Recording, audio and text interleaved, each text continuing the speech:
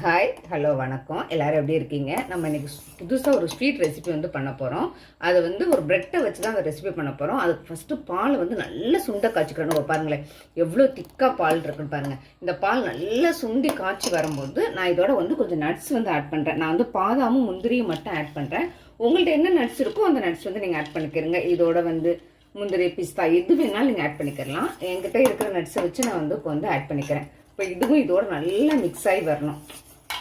இப்போ இது கூட வந்து நான் என்ன சொல்லியிருக்கேன்னா கொஞ்சோண்டு குங்குமப்பூ வந்து எடுத்து வச்சுருக்கேன். இது ஃப்ளேவருக்காக தான் வச்சுருக்கேன். உங்கள்கிட்ட இருந்தால் ஆட் பண்ணுங்கள், இல்லைன்னா நீங்கள் வந்து விட்டுருங்க. இது கூட கொஞ்சம் சுகர் ஆட் பண்ணுங்கள். ரொம்ப அதிகமாக ஆட் பண்ண வேணாம். அந்த பாலுக்கு தக்கன கொஞ்சம் சுகர் மட்டும் இதோட ஆட் பண்ணிக்கிறேங்க. ஏன்னா நம்ம பிரெட்டை வந்து சுகர் சிரப்லையும் போட்டு எடுப்போம். இப்போ பாருங்கள் நல்லா கெட்டியாக வந்ததுக்கப்புறம் இதை வந்து நம்ம வந்து ஸ்டவ்வை வந்து ஆஃப் பண்ணிக்கிறோம்.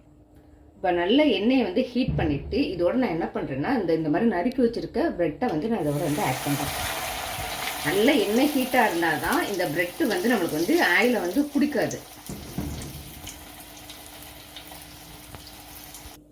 இப்போ நல்ல பிரெட்டை வந்து ஆயிலில் போட்டு நான் வந்து ஃப்ரை பண்ணி எடுத்திருக்கேன். இதை லைட்டாக என்ன பண்ணியிருக்கேன், நான் ஒரு சுகர் சிரப் வந்து செஞ்சு வச்சுருக்கேன்.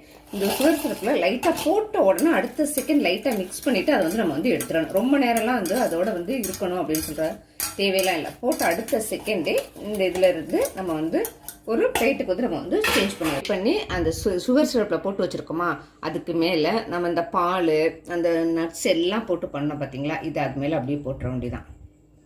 இதோட போட்டு இந்த பிரெட்டை சாப்பிட்டா குலோப்ஜாமே தோற்று போயிடும். அவ்வளோ ஒரு டேஸ்ட்டாக இருக்கும். உங்களுக்கு என் சேனல் பிடிச்சிருந்துச்சுன்னா லைக் பண்ணுங்கள், ஷேர் பண்ணுங்கள், கமெண்ட் பண்ணுங்கள். தேங்க்யூ. இப்போ பாருங்கள் பார்க்கவே எவ்வளோ டேஸ்ட்டாக இருக்குது பாருங்கள். இதை எடுத்து அப்படியே சாப்பிட்டோம்னா ஐயோ பயங்கர டேஸ்ட்டு. இது வந்து ஒரு அரேபியன் டிஷ்ஷு, ஆனால் ரொம்ப டேஸ்ட்டாக இருக்கும். நீங்கள் உங்கள் வீட்டில் வந்து செஞ்சு ட்ரை பண்ணி பாருங்கள். தேங்க்யூ.